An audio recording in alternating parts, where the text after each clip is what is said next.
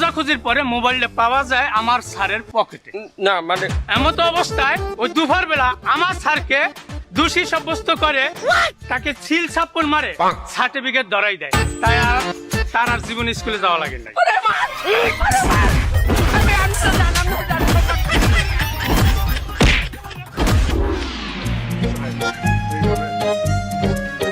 এই আসবি না?